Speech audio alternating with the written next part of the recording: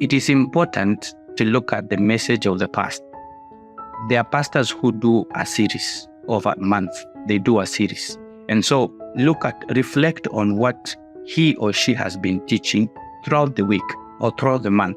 And you look at where are they projecting? How can you project that this is what they're going to do next? So it is important also to resonate with the message of the pastor and the message of the clergy, because when they are ministering, they need people to be prepared. So with your songs, you're going to prepare the audience and the congregation to be ready for the message that is coming.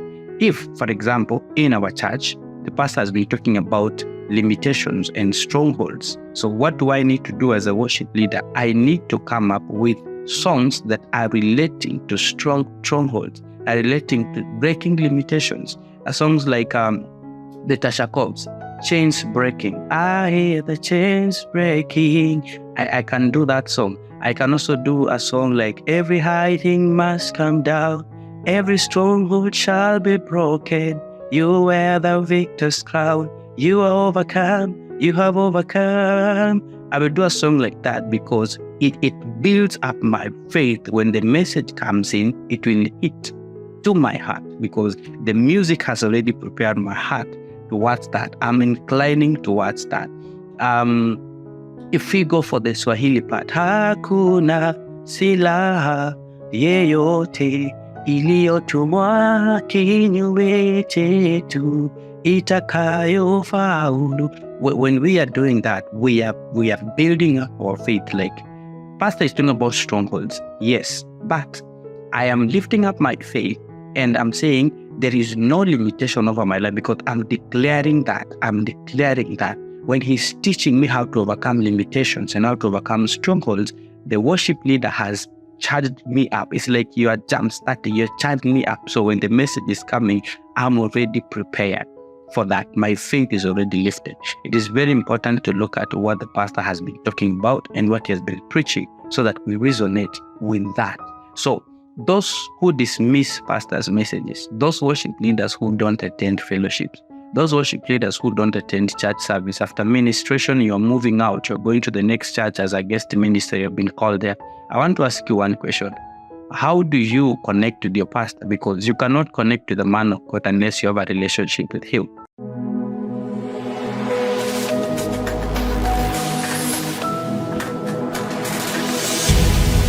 Thank you for joining this channel.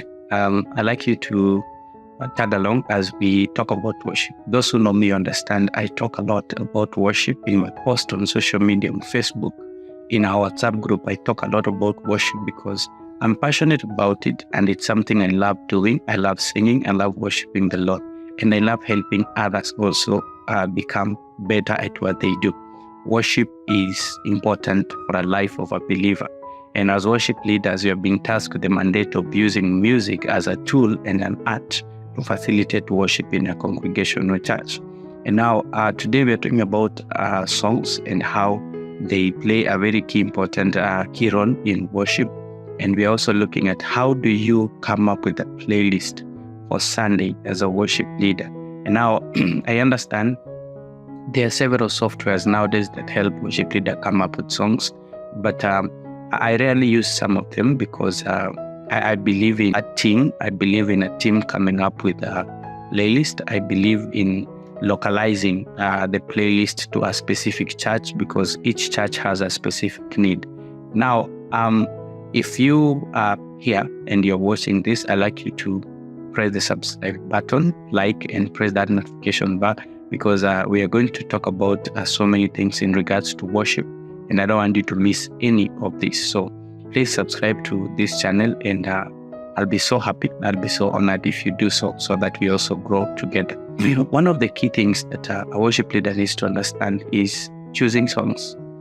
Choosing songs for a congregation is not just a walk in the park. You don't wake up one morning and just come up with songs that are in your head because you are ministering to people with different needs, with different abilities, from different backgrounds. Some of us, we are coming from other churches. We have joined together. If you look at the setup of the church, it's a mixture. There are those who are born again, super spiritual. There are those who are here in the middle. They are in Christ, they're not. And there are those who have no idea of what salvation is and what you're doing. Even if you speak in tongues and quote so many scriptures, they're not relating to you because they are not yet there. We have people from different social classes. We have the intellects, people that are so prosperous in the business market and they love things done in a certain way.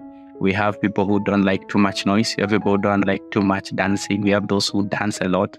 We have those who scream in church. We have those who people worship in different forms. And as a worship leader or a worship team, you need to come up with songs and you need to come up with a strategy that will include all these people, not offending one and not favoring the other, but you're including all of us together to have a congregational worship moment. Now, it is very key for a worship leader to consider several things that will actually help them to come up with a good flow of worship. We need everybody to worship. We don't need specific people to worship. I've seen this dismissal attitude of worship leaders where they say, those who know God will worship with us regardless of anything. That is not the right attitude, because these people have come to meet God and you are in a position to actually open up the curtain for them to see God for who He is. And as a worship leader, it is through songs. As a pastor, it is through the word. As ministry leaders, it is through the fellowship and the leadership skills that we bring on board to actually help the congregation see God in a more better way than they know Him, maybe on their own. And so you cannot dismiss a member or assume that a member doesn't know God, so you want to dismiss. It is not okay for a worship leader. Now, there are several things we need to look at when we come to church. Number one, we are going to look at the culture of the church. We have churches that by default, you realize they pray more. There are churches that you realize they love praises more. There are churches that you realize they love fellowshipping and reading the word more. And so when you're looking at this culture and the setup of the way the pastor has structured the culture of the church, when I talk of the culture, I don't mean of the ethnicity, I mean of the way, the behavior of the church. There are church members that are proactive when it comes to prayer moments. There are those that are proactive when it comes to actually expressing themselves before God. And so you need to create a room where you activate that which is in them, that the DNA that the pastor has put in the church. Because there are pastors who have actually taught their church to be prayerful. They have taught the church to actually love more of worship. There are those who have taught the church to, there's a vibrant church of dancing. And so if you don't give them that moment of dancing or that moment of worship, or that moment of manifesting the gifts of the Spirit, they don't feel like they were in charge, or they don't feel they are connected. And therefore, you need to integrate that in your service, in your playlist as a worship leader. So what do you need to do? Study the culture of the church. How is your church structured? How is your church brought up? What is the DNA of your church? Is your church more into prayer? Is your church more into fellowship? Is your church, when you talk of fellowship, you have the churches that they love fellowshipping with one another. So bring songs that will unite them together and look at each other and smile and give each other high five and dance and hold hands and all this. There are those kind of churches. And there are those churches that I come, I open a book, I read, as we sing together, I finish, I close the book, I sit down. So you need to look at the culture of your church. Number two, consider the context of your church. We have different people from church. We were not born into that church. There are people who came from Pentecostals. There are people who came from, how do we put it, from Catholic, from Anglican, from Protestants. There are people who came from different backgrounds. There are people who are coming from the village, and there are people who are born in the city. There are people who are old in the church, and there are people who are young in the church. There are people who are educated, and there are people who are not educated. Now, looking at all these people all together, you need to understand as a worship leader that you need to cut across all of them. Who are the majority in your church? If their majority are the older men and women, then your songs should resonate with what they are relating to. That means you will go for hymns, you will go for old songs that were a hit during their time, what actually triggered them to get born again. There are men and women in church, if you begin singing hymns, trust you me, they will stand on their feet and they will lift up their hands and they will worship the Lord like never before, because it reminds them what Jesus did in their life that led them to actually get born again. And so you need to actually give them a taste of that. If your church is for the young people are used to upbeat music, the energetic music, and the music that actually relates with them. So what do? Give them that, because that is what they can relate to. If you do hymns for them, some of them don't even know those hymns. They were not yet born even before those hymns came in. So what do? You need to bring in what they love. If you bring hymns to the young people and you bring upbeat music to the old people, then you are confusing them, because that's when you find the worship leader commanding the older people. Why are you not dancing? Stand up, lift up your hand, lift up your foot, go like this, go like this. These people are old. You also need to mind their age, because they will not dance and jump to that extent as you expect them to do. And if they don't do that, don't condemn them, don't accuse them, because that is not their body, their physique does not allow them to do that. So forget about it and bring in what they love doing. If you bring in hymns, you will find them just doing their hands or nodding their head or smiling or clapping their hands, because they are relating to that. Look at also the ethnicity of where your church is located. If your church is located in a setup where the majority of the congregation are speaking a certain language or a certain tribe, you need also to do more of songs in that direction. For example, in Kenya, if we have people that are coming from the coast, we will do more of Swahili songs than English songs. If you're having people coming from Nyanza, we'll do more of Luo songs that relates to the people in that dialect. If you are having people from Nairobi, you will do more of English songs that relates to them. And again, depends Nairobi, which location. Now, look at the location and the locality of your church and consider that before you even come up with the playlist. The other thing you need to consider what I call it, the intensity of the song. Look at it in two different ways. Number one, look at songs that are full of energy and songs that are full of intimacy, because you need to bring both. Songs that are full of energy will lead people to praise the Lord, will lead people to actually jump, dance, clap their hands, roll. Some will roll even on the floor and blow trumpets and do that and put their handkerchiefs in the air and dance to God. That is very important, because they're expressing their praises to God. It's like what Miriam did once they crossed the Red Sea. What did she do? She took a tambourine and started dancing and singing to the Lord because of what the Lord has done, and everyone joined in the celebration. So when you do songs that are full of energy, you're actually triggering people to praise the Lord, to celebrate the goodness of the Lord and the doings of the Lord in their life. Even a drunkard will do that. Even a witch in church who has attended the church will do that. Even someone who doesn't know God, they will do that because they have something to thank God for, and they will dance. They know how to dance. They know how to lift their hands. They know how to dance around, because it is easy to do that because God has done something in their life and they can relate to that. So bring in the energetic songs that incorporates people, giving them an opportunity to praise. And number two, consider doing intimacy songs also as a category, because you need people also to have a moment to reflect on God, to have a moment to surrender to God, to have a moment to offer themselves to God, to have a moment actually to feel remorse for their sinful nature and ask for forgiveness, to have a moment to pray. Remember what I talked in the first point when I said some churches are prayerful churches. So give them a moment to actually pray. Give them a moment to actually listen to God.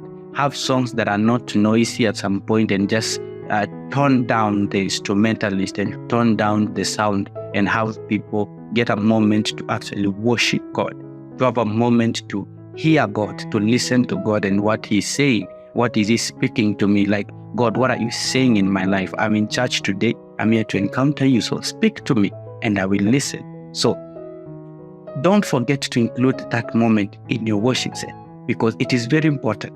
We are actually speaking to God, yes, but we also need Him to speak back to us. How does He do that? when we give him enough time to do so. How do you do that? As a worship leader, you have a mandate, you have a duty, you have a role to play, and you can facilitate that very effectively during present worship sessions. So it is very important to consider that. It is very key for a worship leader to consider that.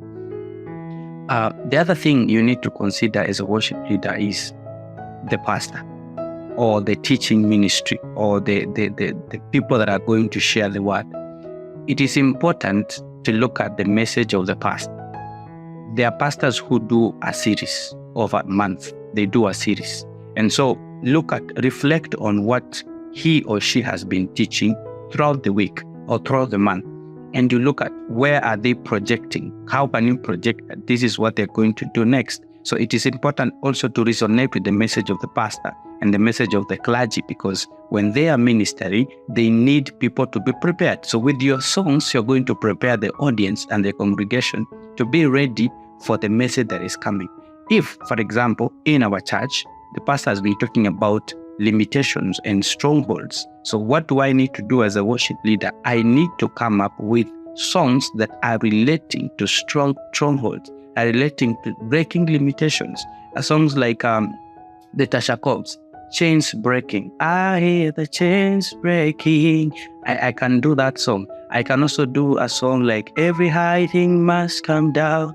Every stronghold shall be broken. You wear the victor's crown. You are overcome. You have overcome. I will do a song like that because it builds up my faith. When the message comes in, it will hit to my heart because the music has already prepared my heart towards that. I'm inclining towards that. If we go for the Swahili part, hakuna silaha yeyote iliyotumwa kinyume chetu itakayofaulu. When we are doing that, we are building up our faith. Like Pastor is talking about strongholds, yes, but I am lifting up my faith and I'm saying there is no limitation over my life because I'm declaring that. When he's teaching me how to overcome limitations and how to overcome strongholds, the worship leader has charged me up. It's like you are jump starting, you're charging me up. So when the message is coming, I'm already prepared for that. My faith is already lifted. It is very important to look at what the pastor has been talking about and what he has been preaching so that we resonate with that. So those who dismiss pastors' messages, those worship leaders who don't attend fellowships, those worship leaders who don't attend church service, after ministration, you're moving out, you're going to the next church as a guest minister, you've been called there. I want to ask you one question. How do you connect with your pastor? Because you cannot connect to the man of God unless you have a relationship with him, unless you resonate with what he speaks, you stand for what he stands for. So as a worship leader, I would like to challenge you. Be a close friend to your pastor. Get his message, get his heart. Sometimes you can even tell what he's going to talk about before even he talks about it. Because why? You've married his vision, you've married his spirit, you are one with him. And so when he ministers, you can easily relate to him. Sometimes if you don't know what he's going to talk about, give him a call and ask him, what are you going to minister this Sunday? Give him a call because pastors prepare for Sunday message very early. They don't wake up on Sunday morning and they say, the Spirit is going to lead me on what I'm going to say. They prepare. And so get moments with them and they will tell you what they're going to talk about. And from there, come up with songs that relate to their message. It's very important to do that. The other thing you need to consider as a worship leader is consider the skill level of your team and your band. It's very important, but I'm going to put a disclaimer on this one because sometimes we have limited the move of God under our skill. So because we cannot sing certain songs, the Spirit might prompt us to sing certain songs. The church might prompt us to sing certain songs. The pastor might suggest a certain song to be sung. But because we are not skilled enough, our band is not skilled enough, the worship leaders are not skilled enough to lead those songs, we end up quashing the songs. We end up putting the songs aside. Not because the songs are bad. The songs are in the season, but we are not skilled enough actually sing those songs. So what do you need to do? Upgrade your skill level so that you're able to sing and to operate at a maximum potential, at a maximum capacity. I'll be sharing about the mistakes that worship leaders do in my next session. But on that note, I'd like you to subscribe on this channel and click the like button if you like this video. At the same time, click the bell down there so that when I upload another video, you get a notification of the same, so that we flow together, because there's a part 2 and part 3 of this that is coming up. So what I was saying is this: upgrade your skill to be at the maximum potential of your gift, so that you are not limiting the Spirit of God. You're not limiting the growth of the church by your lack of skillful operation, by your lack of growth in your skill as a worship leader. Grow your skill as an instrumentalist. Grow your art of playing the instrument, so that when a song is suggested, you are able to learn it and you're able to operate in it and actually perform it very well. It is very important. However, consider the skill of your team when you are actually singing and you're coming up with songs. You don't want to embarrass your bassist or your drummer. You don't want to embarrass your pianist. You don't want to embarrass your vocalist, because sometimes you can come up with a song that they didn't know or they didn't practice well enough. And so what happens is, when they make a mistake, the congregation will see and people will start staring and they will feel like, these people are not skilled enough. So it is very important for you to actually consider the skill level of your team. At the same time, grow the skill of your team as a worship leader. You need to train your team. You need to train your vocalist, train your instrumentalist. Every skill can be learned. And if someone is willing to learn, let me tell you something. One day, I was given a lift by one of the ladies in a church. And when we were on the way, I was sitting next to her. She was driving. I was on the other side, the passenger seat in front. And she opened her stereo in the car. And there was a music that was playing in the stereo. With all honesty, I knew very small parts of that song. And I had struggled to actually learn that song. So when we were in a traffic jam, what happened is she started singing that song. And she had one of the most beautiful voices I've ever heard. And she knew the whole song at heart without even looking at the lyrics. And here I am, the worship leader. I really know parts of the song and not all of it. And so after the song ended, I asked her a question. How did you know this song? And she says, she actually responded with a question. And it was a challenge to me. She said, how come you think I don't know the song? And she went ahead and said, you guys think because you're in the congregation, we don't know how to sing. Sometimes we see you guys do off keys. We see you guys do off beats. We see you guys fumble with words and sing bad voices. But because you're not called in that ministry, we just keep, but we know how to sing. We listen to songs even more than you guys. We listen to songs when we're showering. We listen to songs when you're going to work. We listen to songs when we're in the house. We listen to songs when we're in our car. And she opened up her system and I looked at the kind of music she listens to. The Black American worship songs that are very hard and complicated. And I was like, oh my God, this is another level. So it simply means the people in the congregation are not naive or ignorant. They know these songs. All they want is someone to lead them in singing the songs. Some of them know songs better than we do. Some of them have better voices than us. It doesn't mean we are more special. It's because we have been just called into this ministry. They've been called into another ministry. And now when we come together, they expect us to actually lead these songs and flow with them. When we don't grow our skill, we frustrate them and we actually bring them down and their spirits are downcasted. So it's very important to understand these skills are very important. Finally, consider God. God speaks. It's amazing how God can speak to you over the week.